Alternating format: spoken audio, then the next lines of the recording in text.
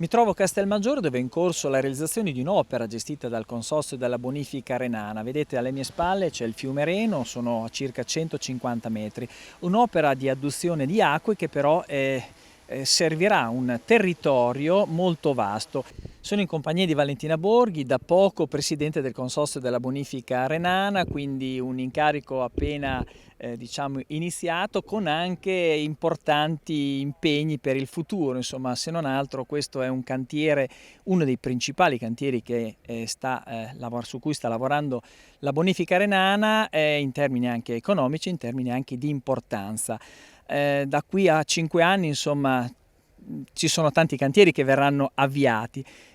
Questo è uno dei più importanti, ma vogliamo ricordare, insomma, la Bonifica Renana quest'anno ha un impegno importante che riguarda non solo questo cantiere, ma diverse altre opere. Le vogliamo riassumere?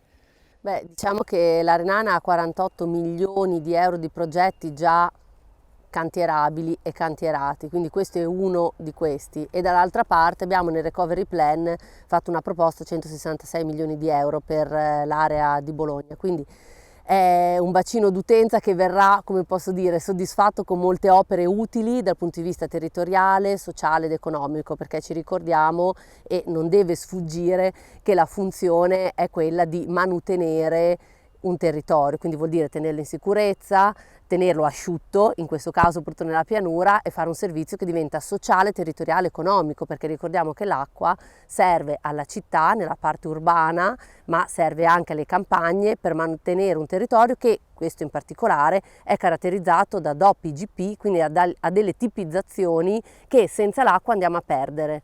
Quindi produzioni di eccellenza che ovviamente hanno bisogno di una risorsa idrica sempre disponibile e di qualità soprattutto. Certo, infatti la cosa bella di questi lavori è proprio la possibilità di avere acqua di qualità, è proprio una specifica della Renana, è ormai famosa anche tra i contribuenti da questo punto di vista, proprio perché le attività che si fanno sono con estrema dovizia e perizia tecnica, con grande competenza, e quindi i risultati sono molto apprezzati dalla cittadinanza proprio perché portano un miglioramento sul territorio notevole. Qui stiamo parlando da 25 ettari irrigabili nella zona della sinistra Reno a arrivare a 2630. Presidente, il cittadino percepisce la bonifica normalmente come un servizio che viene dato, erogato al mondo agricolo.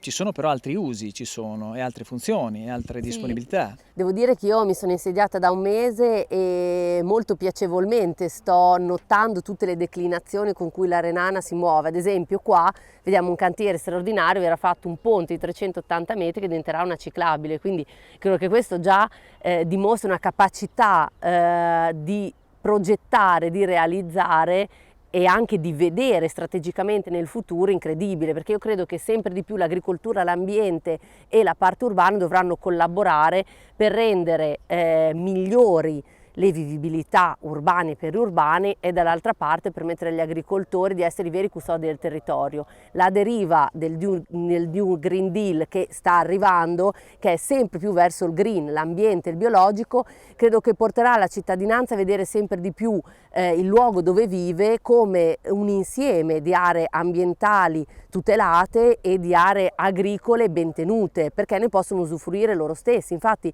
il progetto in sviluppo è proprio quello di una fruizione della cittadinanza mista però alla fruizione agricola, perché ricordiamoci che il cibo deve essere qualcosa a disposizione di tutti, e in particolare il cibo a chilometro zero.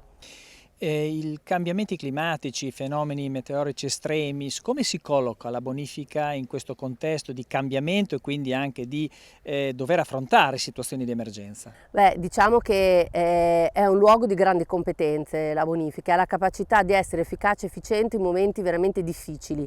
Purtroppo se ne verificano sempre di più e sempre più spesso.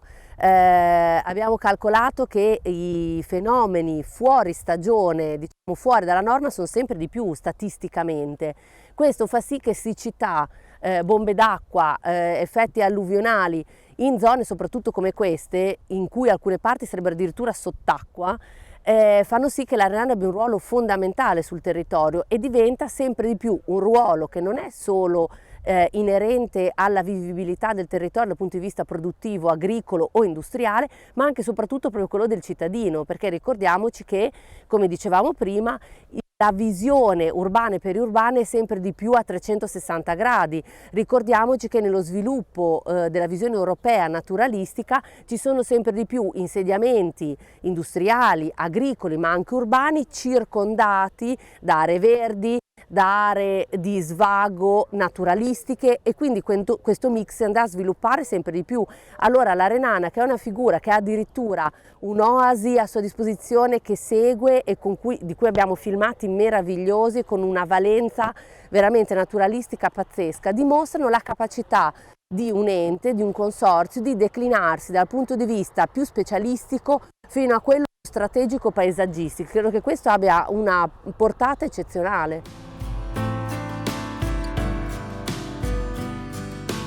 Un progetto molto ambizioso che diciamo interessa diversi comuni ad opera completata, addirittura anche con un ponte che attraverserà il fiume Reno, che insomma non è una cosa di tutti i giorni. Un progetto che è arrivato prima a livello nazionale per le sue valenze ambientali. Sinteticamente in che cosa consiste il progetto, ingegnere? Il progetto consiste innanzitutto a un completamento di un'opera già esistente. L'opera è una derivazione a Bentivoglio di acqua dal Cer. Sapete che il Cer è un canale artificiale che prende acqua dal fiume Po.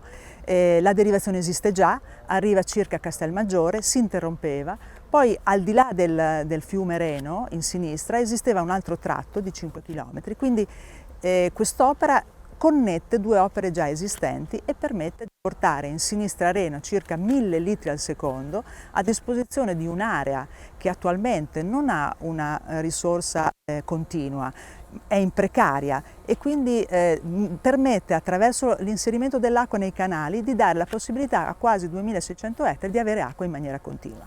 Mentre in destra attualmente ci sono aree che si irrigano con l'acqua di fiume del Reno, con tutte le criticità che quell'acqua ha, e quindi l'opera che cosa fa? Darà la possibilità a quelle aree di prendere acqua dal Cer, dal fiume Po, quindi avere una risorsa molto più continua, molto più sicura.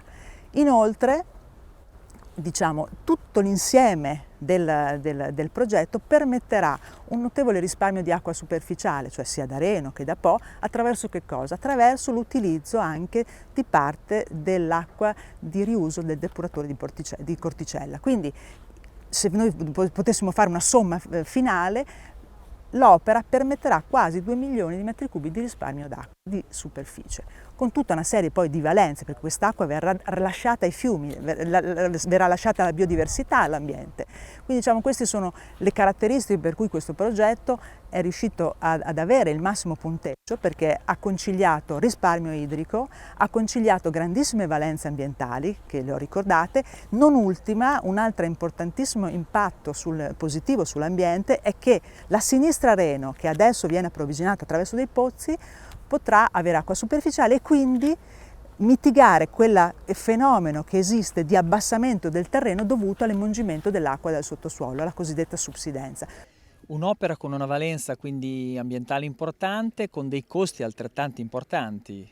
Sì, il costo dell'opera si aggira intorno agli 11 milioni e mezzo. L'opera è costituita da una parte diciamo di condotte che trasportano l'acqua, ma un'altra parte importante è l'attraversamento del fiume Reno, un'opera di attraversamento in acciaio che vedete che poggia su 5 pile e che avrà sotto l'impalcato proprio il condotto, che è un condotto da 1,2 metri di acciaio, e sopra avrà una pista ciclabile che collegherà la destra e la sinistra Reno.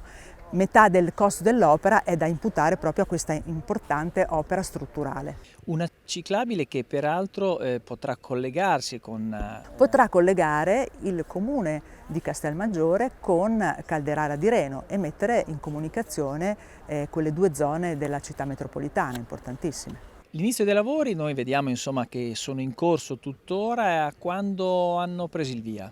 Hanno preso il via in luglio del 2020 e pensiamo di riuscire ragionevolmente ad avere l'acqua in questa zona per l'estate del 2022. Quindi nel 2022 quali saranno i benefici, lo possiamo ripetere, per gli agricoltori ma anche per tutto il territorio? Ricordiamolo che comunque questo è un beneficio che va a vantaggio non solo del mondo agricolo ma anche, insomma, di tutto del comprensorio, che è molto vasto. Gli agricoltori della sinistra Reno si troveranno l'acqua in 6 canali portata da questa condotta. Gli agricoltori di questo distretto vicino al Trebo di Reno si troveranno acqua più sicura, perché arriverà non solo da Reno ma anche da Po. E l'ambiente, parlo dei canali naturali, Reno, Navile, Savena, si troveranno acqua superficiale a disposizione, perché noi avremo risparmiato dell'acqua e avremo utilizzato quella del depuratore per le risorse, per la necessità irrigue. Ecco, come è stato affrontato anche il rischio idraulico in questo tratto di Reno dove voi state apportando quest'opera?